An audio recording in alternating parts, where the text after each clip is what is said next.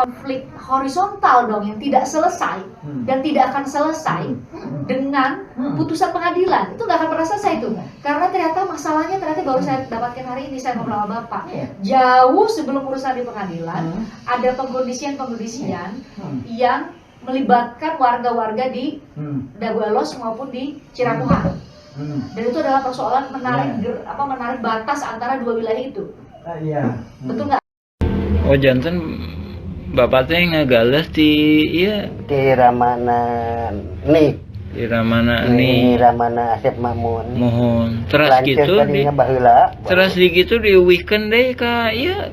Teu beanger we garapan mah di dinya aya. Mohon. Teu deui kan. Maksudna teh di Tilas galian dititipkeun gitu. Nya dicueul we dititipkeun nya ku diarurus ku Didi gitu. Mohon naik kemarin teh di dieu ku ieu dijual ku Surjadi.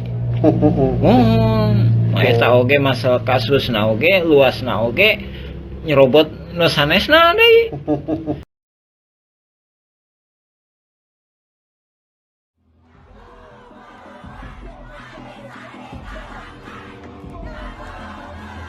Kami hanya masyarakat biasa yang merasa dipaksa untuk berhadapan dengan itu. Faktor pertama yang menyangkut dan menimbulkan tantangan yang berasal dari bekas hak barang. Tidak ada negosiasi, hanya ada perlawanan. Penggusuran Dago Elos merupakan salah satu permasalahan yang muncul pada tahun 2016. Berawal dari keluarga Muller yang mengaku sebagai ahli waris dan ingin mengklaim kembali tanah Dago Elos seluas 6,3 hektar. Mereka berencana untuk menggusur warga setempat. Warga yang tidak terima dengan klaim tersebut akhirnya memutuskan untuk membawa permasalahan ini ke meja hijau. Kami berhasil mewawancarai salah satu warga yang menjadi korban sekaligus menjadi kunci atas perlawanan warga Dago Elos, yaitu Bapak Asep Makmun selaku Ketua RW. Dulu di sini ada salah satu badan hukum yang namanya yayasan, bukan perorangan, yang menguasai hutan. Simbolan, ya, sesuai dengan alat bukti terdaftar dan sebagai contoh sudah dikeluarkan sertifikat. Ya, berangkat daripada atas nama LP Simungan. Nah, lalu sekarang muncul di baru-baru ini atas nama Muller. Permasalahan. Ya, gitu. Makanya di pengadilan inilah alat bukti Bapak punya Simungan, mereka punya alat bukti Muller. Inilah yang jadi kajian di pengadilan.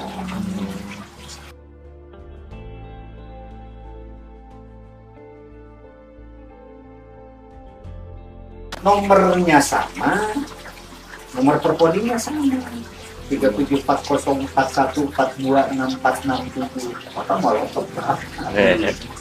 Tapi namanya jadi beda dari Muller. Nomor perpodingnya sama. Inilah permasalahan. Mana yang asli, mana yang palsu, bukan urusan kita dong. Itu mah urusan yang membuat perpoding. Kok perpodingnya jadi sama? Ya. Kalau mau diuji lab krim, apakah ada enggak lab krimnya? Siapa yang menyatakan asli dan palsunya? Sama polisi. Ya, apa laboratorium? Sok sana adik jawab. Gugatan keluarga Muller sendiri menggunakan Eigendom Verponding atau surat izin kepemilikan tanah. Pada UU nomor 1 tahun 1958, Eigendom termasuk ke dalam tanah partikelir. Menurut Eigendom Verponding, George Hendrik Muller memang pemilik tanah Dago Elos pada 1934. Namun Indonesia menasionalisasi semua aset Belanda termasuk tanah dan bangunan pada tahun 1950. Pasal 2 ayat 2 UPA, hak menguasai negara, menentukan dan mengatur hubungan hukum antara orang dan perbuatan hukum mengenai bumi, air, ruang angkasa, termasuk pemberian tanah hak Eigendom dalam ketentuan konversi pasal 1 ayat 3 menyatakan hak Eigendom kepunyaan orang asing seorang warga negara yang di samping kewarganegaraan Indonesia mempunyai kewarganegaraan asing dan badan-badan hukum yang tidak mempunyai yang ditunjuk oleh pemerintah sebagai dimaksud dalam pasal 21 ayat 2 sejak dimulainya berlakunya undang-undang ini menjadi hak guna bangunan sebagaimana dimaksud dalam pasal 35 ayat 1 dengan jangka waktu 20 tahun. Berdasarkan undang-undang yang lahir pada 1960 tersebut tentang peralihan kepemilikan tanah, menyebutkan bahwa lahan yang semula milik kolonial beralih menjadi milik penggarap selambat-lambatnya 20 tahun, yaitu hingga 1980. Keluarga Muller di sisi lain belum pernah mengkonversi tanah tersebut hingga batas waktu yang telah ditentukan. Namun sayangnya, dengan bukti-bukti tersebut dan dukungan undang-undang yang berlaku, warga tetap kalah di pengadilan. Tidak sedikit warga yang akhirnya berupaya mengajukan banding, termasuk Bapak Asep yang dibantu oleh LBH Bandung. Meskipun begitu, kekalahan ini memunculkan rasa khawatir warga akan kehilangan tempat tinggalnya. Namun tidak sedikit juga warga yang masih memiliki harapan kepada pemerintah. Bapak dikalahkan di negeri. Ya, itu kan. Majulah banding. Nah, kalau banding, Bapak tidak berlaku lagi RW dong. Ya, harus pakai pengacara.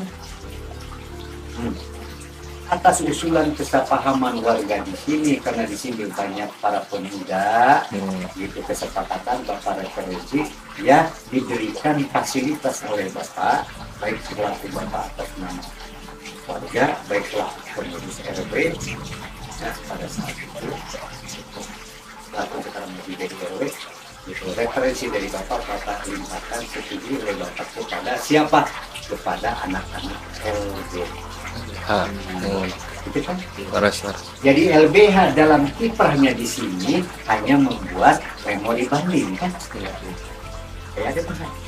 Ya. Kan yang berkiprah di pengadilan malah itu Bapak. Yang sidang Bapak selama 8 bulan. Ya. Jadi anak-anak LBH ini hanya membuat memori banding.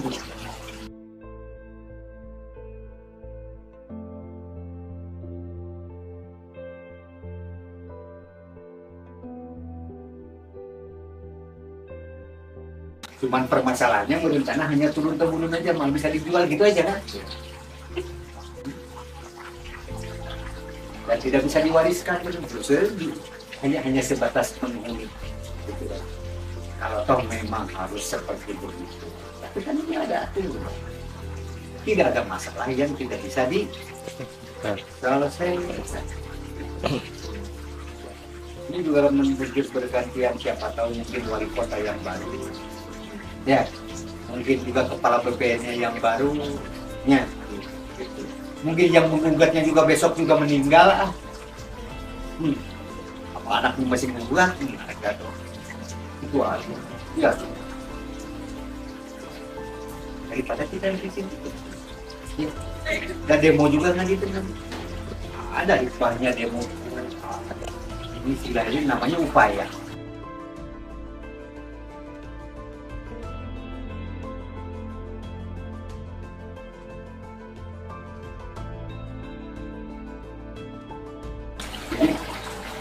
Ini kata BPN baik Simongan maupun belum mendaftarkan. Ya iya, Simongan jeung Muller malah mendaftarkan. Pakai rugi kan ya? Tapi kan ini bahasa normatif, bahasa BPN. Ya. Jadi BPN kan bahasa normatif kan. Baik Simongan maupun Muller juga belum pernah mendaftarkan duitnya mau itu malah nggak daftarkan Simongan jeung Muller. Orangnya udah pada daftar. Jerih payah perjuangan di meja hijau pun akhirnya terbayarkan dengan kemenangan warga yang terus bersuara untuk memperjuangkan hak-haknya. Bukan hanya itu, bukti yang dibawa akhirnya dapat membawa mereka pada kemenangan tersebut. Seumpama Tuhan, kami adalah yang tak kau hendaki tumbuh. Sayangnya, kemenangan tersebut tidak berlangsung lama. Rupanya perjalanan untuk memperjuangkan hak ruang hidup warga Dago Elos masihlah panjang. Setelah keluarga Muller mengajukan peninjauan kembali dan dikabulkan oleh MA. Seumpama Tuhan, kami adalah yang tak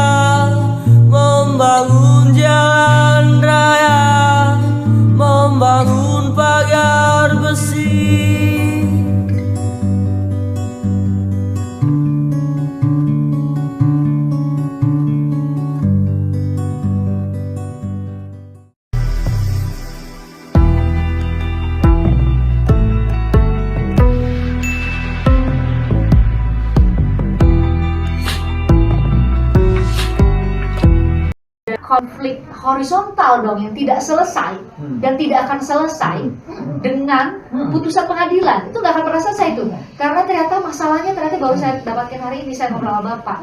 Jauh sebelum urusan di pengadilan ada pengkondisian yang melibatkan warga-warga di Dago Elos maupun di Ciramuha. Dan itu adalah persoalan menarik batas antara dua wilayah.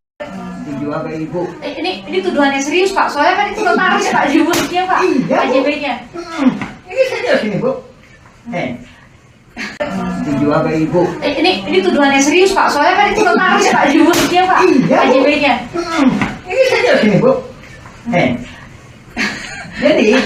Jadi itu kejanggalannya.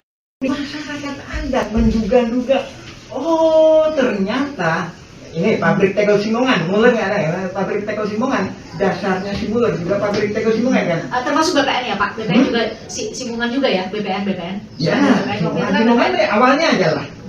Kan saya bilang, Menteri Luar Negeri tolong keluarkan surat bahwa Eigendom 3742 nggak benar, Eigendom 6467 nggak benar, karena pribumi lebih dulu. Berarti ini perang posisinya. Sementara Eigendom itu harus dikasihkan dalam posisi damai. Saya orang Belanda, saya kebaca memang Bu ya. Misalkan gitu, ibu orang pribumi. Ya, ibu orang pribumi. Yuk kita sama-sama berdekatan. Kita sama-sama yuk ngurus surat Eigendom. Nah, seolah-olah gitu kan? Sementara Eigendomnya seolah-olah gitu kan ya? Kalau bukan Eigendom, ini tanah saya gitu kan? Oh iya kan? Eigendom kan seolah-olah masa pertanian gitu kan? Sementara Nawisan, leluhurnya Pak Lukman itu di sini, leluhur ke-6-nya itu makanya ada di sini. Itu yang saya katakan, hitung-hitungan dulu itu 1800 itu 2 kali. 2 kali digusur, awalnya di PMI. Jadi dia di sini didatangkan oleh Belanda sebelumnya. Nawisan, keluarganya atau bapaknya itu tadi disuruh bangun rel, ditempatkan di sini. Begitu ada Kenil masuk ke Cimahi tahun 1900-an lah, Kenil masuk ke Cimahi. Simongan ikut Kenil. Maksudnya dia bukan nggak tahu jadi tentara, pokoknya mah begitu dia kan. Saya Simongan nih mau buat pabrik tegel di sini. Kamu ke atas sana aja. Ini tanah saya nih, kamu ke atas sana. Tuh, ya kan? Itu di PMI. Leluhurnya Pak Lukman itu tadi, Lukman. Saya ini langsung ke yang hidupnya ya Bu. Apa sih Bu? Alhamdulillah, Lukman bin Uwis Omah. Saya nggak nyebut bapaknya karena saya sebut yang leluhurnya ya. Bin Uwis Omah, binti Rokayah, binti Tama, bin Neoko, binti Nawisan. Kemarin saya ituin Ahmad ya, Ahmad bin Mardasik. Ada itu makam Ahmad bin Mardasik, dia nggak akan nyambung. Tapi di DNA, di tes DNA akan nyambung. Kenapa? Karena ada Nawisan. Apa kaitannya? Ahmad itu cucunya Nawisan. Tapi Nawisan itu punya Neoko anaknya. Habis itu Ahmad itu dari Iyam. Gitu. Oke. Ini ada mana dia? Oke. Nah, ini Bapak berarti lagi menjelaskan silsilah dari warga-warga. Balik lagi ke Belanda tadi Bu. Ya kan? Itu ke sini. Geserlah. Kampung Cirapuhan ini tadi. Ya. Sementara Simongan di sini, kantor pos ke sini. Jadi Bu tadi di kantor pos itu berarti udah masuk Dago Elos ya? Ya, batas akhir. Batas akhir. Jadi gini, terminal Dago ya. Di sini, ingat ya, perhatiin sini.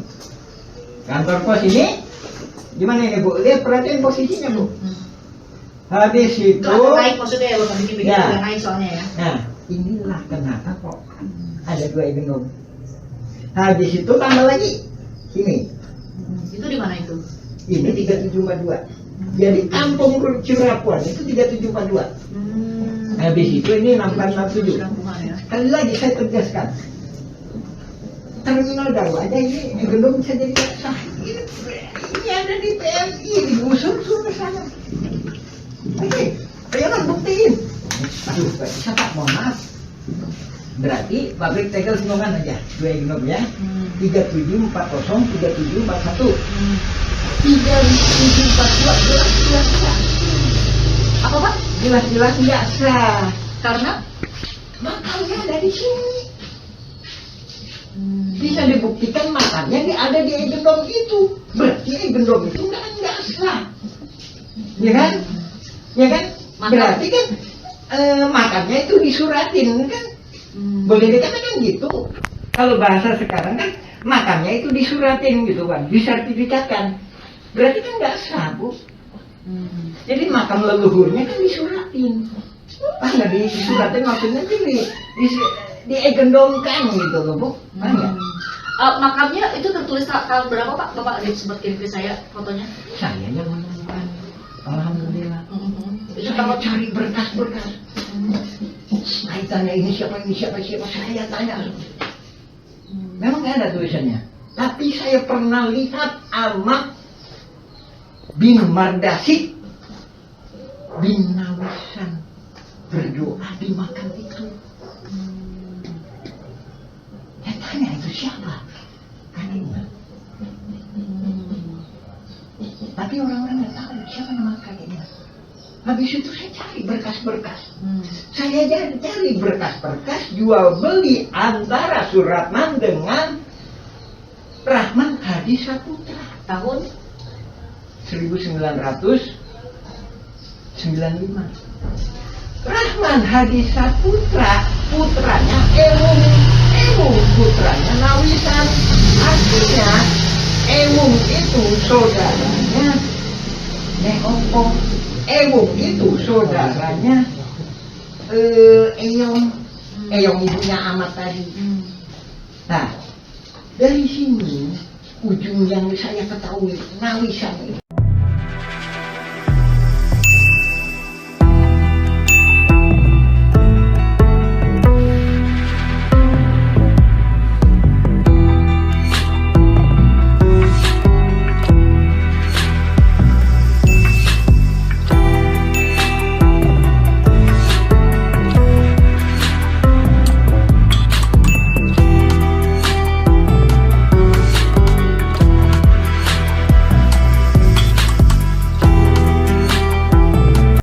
Sejarah dimulai sekitar tahun 1850. Kampung Cirapuhan asal kata Cipanyepuhan, yang berarti besi tempah, tempat tinggal para petani, atau pekerja pembangunan rel kereta di Bandung Purwakarta, atau Bandung ke Garut. Cipanyepuhan meliputi Dago Pakar, Dago Jati, Cigadung, Dago Biru, dan Curug Dago. Setelah membuat gua Belanda, pada tahun 1918 atau 1923, kolonial Belanda bernama Simongan menduduki Bukit Dago dan membangun pabrik di Terminal Dago, membuat surat Eigendom 3740 dan 3741. Keluarga besar Nawisan menduduki lahan Cirapuhan Timur, sekarang Cipaheut, Kabupaten Bandung, Cirapuhan Barat, sekarang Cirapuhan, Kota Bandung, dan Sawargi depan Terminal Dago. Nama anak putri Nawisan dan menantu Nawisan, Neh Okoh nikah dengan Hasim. Anak cucu dari keluarga inilah yang menaungi Ahya, tapi dibalas dengan penyerobotan lahan oleh anak Ahya. Ahya bapaknya Asep Makmun, Ahya mertua Didi Koswara. Ne Eyong nikah dengan Mardasih, Ne Ewung nikah Karmita alias Kartasasmita, Ne Emeh nikah dengan Adikarta. Simongan secara sepihak membuat Eigendom Verponding 37442 dan 644 di Kampung Cirapuhan, Kota Bandung. Ini tidak sah karena pribumi lebih dulu menduduki lahan tersebut, bukti dengan adanya makam Nawisan dan anak-anaknya. Silahkan pemerintah tinjau lokasi, informasi lebih lanjut bagian lanjutan. Anda dapat menjelajahi juga versi Kampung Cirapuhan atau Nawisan Kurma.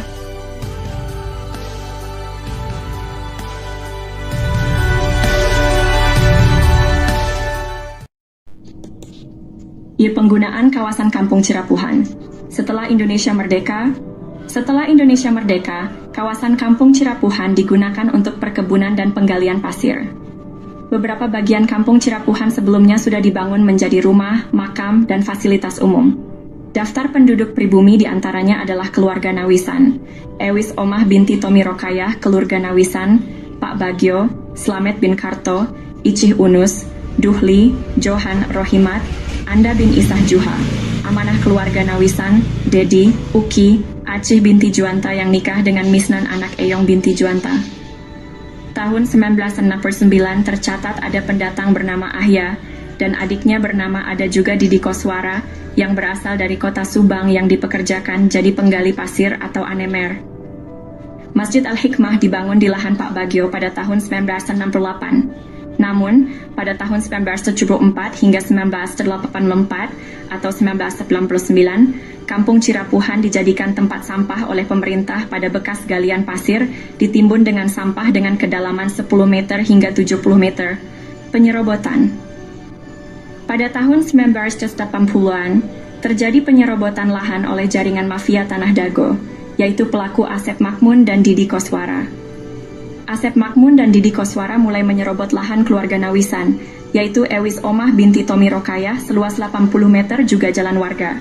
Selain itu, mereka juga menyerobot lahan Pak Bagio yang dipinjamkan ke warga Kampung Cirapuhan seluas 400 hingga 700 dan tanah di sekitarnya seluas 500 hingga 700 meter, hingga total yang diserobot adalah sekitar 100-300 meter. Lalu pada bagian lainnya lahan garapan warga atau lahan negara yang diserobot sekitar 1 hektar. Sebelumnya lahan atas dikerjabaktikan oleh warga untuk lapangan bola dan untuk perkebunan, sementara itu bagian bawah untuk rumah, fasilitas umum dan kebun. Warga Kampung Cirapuhan diintimidasi dan dihalangi hak pengajuan pertanahan, namun jaringan mafia tanah membuat PBB seluas 15.000 meter atas nama Didi Koswara.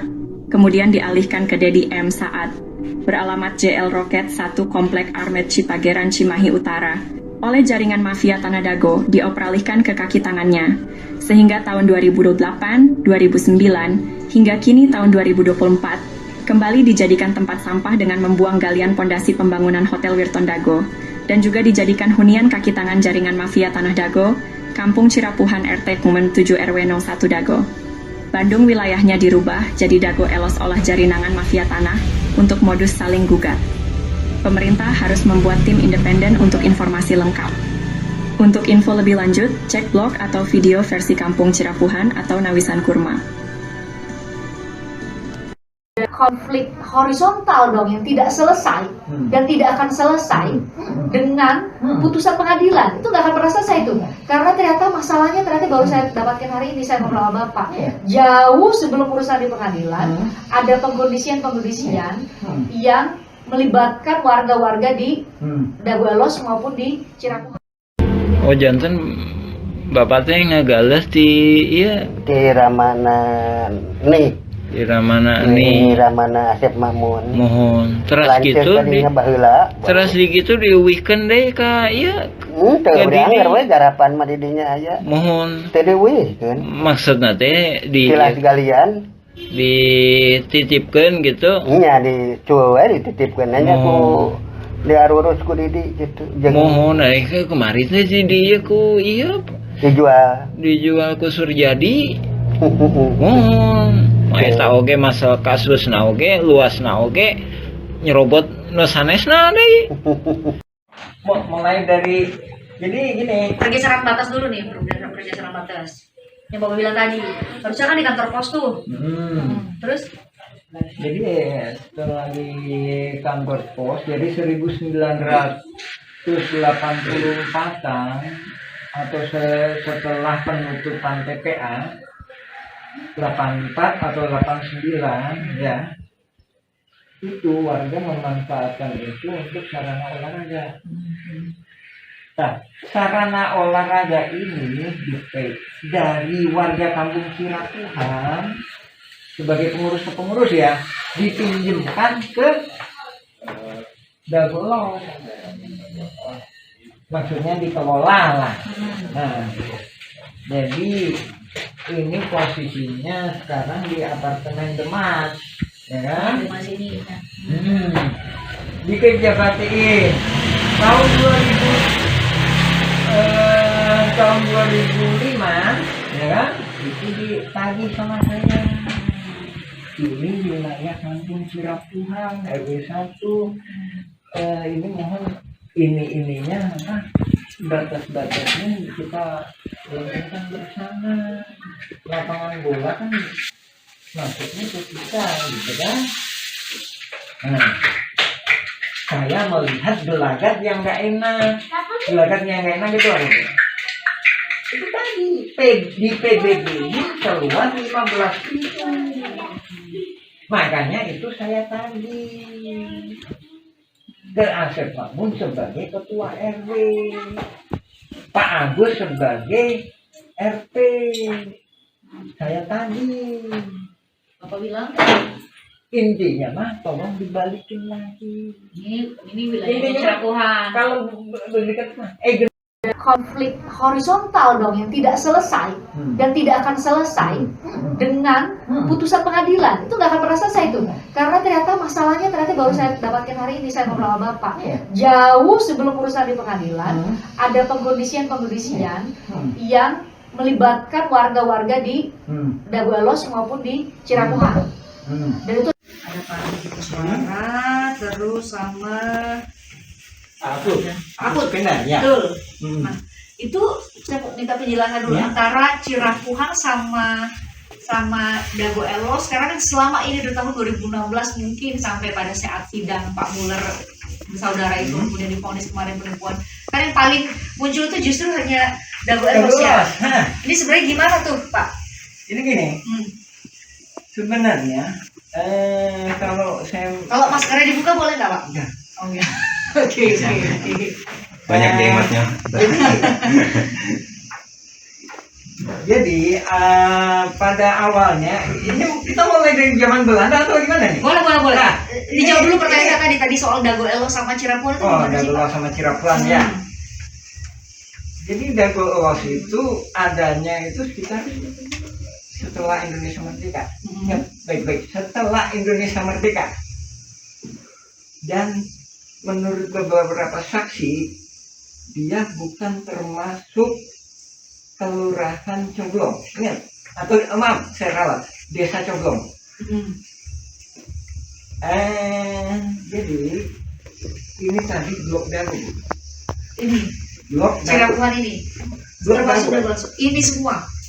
Dago Elos sama Cirapuhan Blok Dago. Dan begitu Blok Dago ya, desa Coblong. Cirapuhan ini masyarakat adat sejak 1800-an. Nah, setelah Indonesia merdeka, dia Blok Dago ya, kecamatan Coblong. Setelah itu desa Dago, habis itu kecamatan Cibenying. Nah, setelah itu Dago ini tadi bukan blok, tapi kelurahan. Nah, jadi kita warga kampung Cirapuhan ini pernah mengalami sebagai warga desa Coblong. Sementara Dago Elos nggak pernah mengalami warga desa Coblong. Ya, nah dari situ, ya kan? Dari situ, setelah adanya TPA, sebelum penggalian pasir kan TPA, ada masyarakat baru pendatang sebenarnya. Datang ke sini karena waktu itu pemerintah mengizinkan buat mengelola tanah di sini atau gimana Pak ceritanya? Dari awalnya udah ada Bu, saya juga Belanda itu ada. Nah, salah satu pendatang itu bernama Asep Makmun. Jadi bapaknya Asep Makmun itu tinggal di sini, Cirapuhan nomor 33. Cirapuhan nomor 33. Ya, lebih kurang 10 meter dari rumahnya. 10 meter. Ya kan? Nah, setelah itu tahu nanti uangnya, benar. Tapi beberapa saksi menyatakan bahwa dia tidak dilahirkan di sini. Sementara di sidang menyatakan saya kelahiran di sini. Pernah baca sidangnya? Kalau baca sidangnya iya Pak, tapi nama Pak Asep Makmur itu kan nggak masuk ke tergugat ya Pak? Tergugat nomor 2 dan pembela insidentil. Dan pembela insidentil. Tergugat nomor 2 ya? Ya, pembela dan pembela insidentil. Ya. Nah, setelah itu dia pindah ke sana, sementara bapaknya di sini. Ini Cirampuan nomor 33. Setelah dia pindah ke sana itu kemana Pak? Dagolos. Nah, di situ ada istilah Dagolos itu. Sebentar nih, karena belum tentu semua orang tahu dan bisa punya gambaran nih antara Cirampuan sama Dagolos itu berjarak berapa sih Pak? Ya. Kami tunjukin juga nanti petanya. Ya, ini Dagolos. Jadi bisa ditunjukin sebentar Pak, deketin ke layar nih Pak. Ini Dagolos ya. Yang area sini.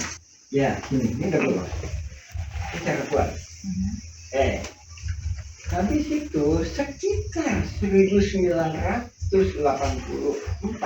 setelah ditutupnya TPA ini, ya kan? Setelah ditutupnya TPA, pemerintah membuat program yang namanya Pasar Impres di sini. Di sini Terminal Dago, di sini Pasar Impres atau kantor pos. Nah, di belakang kantor pos dan di belakang Terminal Dago itulah warga Dago Elos. Ingat, warga Dago Elos pendatang. Sementara di tebing nyata inilah warga Dago Elos ada. Warga Dago Elos ada. Saya membuat video atau semacamnya lebih kurang cuma 1%. Maksimal 10% bila mana ada pernikahan. Jadi yang tergugat itu 1% dari masyarakat adat. Sekitar 1% ya itu. Kemarin saudara Angga ditanya sama saya, di sidang disebutkan di ya, karena masuk di tergugat. Ada namanya. Dia bilang dia warga saya. Ada dituliskan tadi dua nama di Cirampungan ya Pak. Yang 182. 182.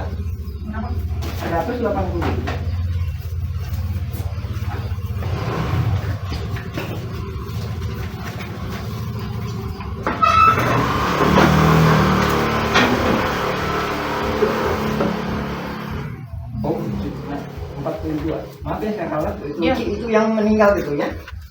Itu pembunuhan. Pembunuhan. Oleh siapa Pak? Oleh ini kita namanya bukan mengungkap masalah itunya, tapi di mana hak masyarakat Cirampungan dituduh bayar 10 juta.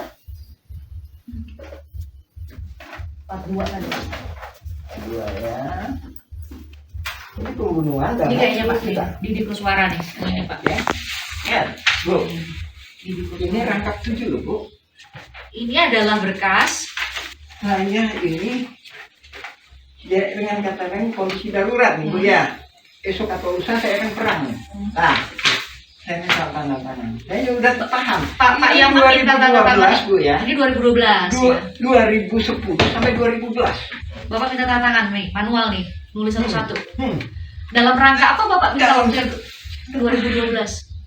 Saya udah paham bahwa mafia tanah ada di sini. Saya udah kirim surat ke Lurah Dago tahun 2007 tuh saya kirim surat ke Pak Sambuli. Tolong ditentukan batas. Apa yang bikin Bapak nih? Kalau yang dilihat itu kan keluarga Muller ini kan baru gugat itu Pak 2016 ke Pengadilan Negeri. Bentar, masih panjang Muller. Bapak kok udah bisa mulai 2007 itu tahunnya udah mulai ada mafia tanah itu? Gimana ceritanya Pak? Sampai ini tahun berapa tadi Pak? Tadi tahun 2012 sudah minta tanda tangan. Ada kesepakatan ada kesepakatan warga. Dilawan 6,9 hektar Bu. Sedangkan ini coba Ibu ini berapa Ibu? Luas 10.000 ya? Lebih kurang 10.000 meter persegi. Lebih kurang 10.000 meter. dilawan dengan 69.000 kan? Benar? 9.000 karena 6,9 berarti kan ada sisanya. Kalau damai berarti gimana? Iya 4, sekian hektar ya berbagi kan? Berbagi kan? Ya kan? Berbagi antara yang sengketa itu ya. Betul. Di itu ada berkas lagi saya sebutkan 5.940. Tahun 1999 5.940 meter dilawan dengan 69.000. Kok bisa berubah-berubah? Otomatis kan berbagi. Sementara saya yang nggak tergugat, otomatis kan saya nggak bisa mempertahankan hak saya. Nah, tahun 2016 Bapak nggak jadi tergugat itu di sini hanya ada nama Dede Koswara, hanya ada nama siapa satu lagi Pak? Banyak. Apudin, betul ya? Apud Sukendar. Ya. Bapak, nama Bapak nggak ada, saya lihat itu kenapa Pak? Ini. Ini cuma 1%. Bapak nggak diajak? Jadi ini Bu. Ini nggak ada di kata mulur, nggak ada. Dari mention awalnya, gugatan mulur itu nggak ada. Yang ada itu polusi mafia tanah saling gugat. Iya. Kalau gugatan itu saya menggugat Anda, tapi kalau polisi, gimana yuk kita kerjasama? Kamu saya gugat ya, gitu. Itu polusi itu gitu. Ya, kamu saya gugat, ya. Kamu bikin daftar siapa aja yang digugat. Pak Yaman, kalau dengar penjelasan Pak Yaman berarti nama-nama tergugat yang di pengadilan di Bandung itu semua bagian dari mafia tanah dong kalau gitu. Gini, itu terbagi beberapa. Saya membagi secara globalnya, ini kan dibagi sama PPN. Saya membagi secara globalnya dulu 4. Pembelaan terdiri dari 4 hal. 1. Pembelaan kantor pos. Ya. 2. Pembelaan terminal Dago. 3. Pembelaan Mina Saragi. Mina Saragi di sebelah mana Pak? Di mana? Di sebelah mana? Ntar ada tergugat itu ntar dikasih. Jadi nama itunya itu Mina ya. Saragi, Mina atau Saragi? Kami punya nama-namanya kami udah ngambil di download tuh Pak, nama-nama penggugatnya makanya. Tergugatnya. Nggak ada Bu, nggak ada. Harus dari PN negeri Bu. Oh. Jadi kalau itu nggak bisa, nggak akan bisa. Kenapa nggak bisa Pak? Nggak bisa.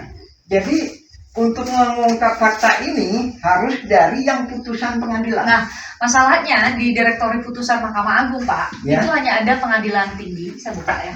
Pengadilan tinggi banding, putusan kasasi sama putusan peninjauan kembali Pak. Kalau kami klik di kalau kami klik Pak di Direktori Putusan Mahkamah Agung nggak ada filenya. Nggak lengkap kan? Nggak ada filenya Mas. Iya makanya ini saya ingin. Kalau di situ saya nggak bisa. Apa bedanya Pak antara putusan pengadilan ini udah acak-acakan itu Bu? Di putusan pengadilan tinggi sama pengadilan kasasi, MA sama udah acak-acakan. Saya bisa dijelasin bahwa ini polusi mafia tanah. Coba gimana Pak? Udah gitu kan? Itu tadi pembelaan kan 3 kan? Ya kan? 1 lagi ya, 4 ya. Inilah, disinilah ya kelompok jaringan mafia tanah. Ya, terbagi lagi. Ada 2. 1 nggak paham riwayat, enggak gimana? Enggak, air pribumi sana siapa sana itu di mana? Ada gue los? Enggak, koordinator warga dengan konflik horizontal dong yang tidak selesai dan tidak akan selesai dengan putusan pengadilan. Itu nggak akan pernah selesai itu karena ternyata masalahnya baru saya dapatkan hari ini, saya ngobrol sama Bapak jauh sebelum urusan di pengadilan ada pengkondisian yang melibatkan warga-warga di Dago Elos maupun di Ciramuha dan itu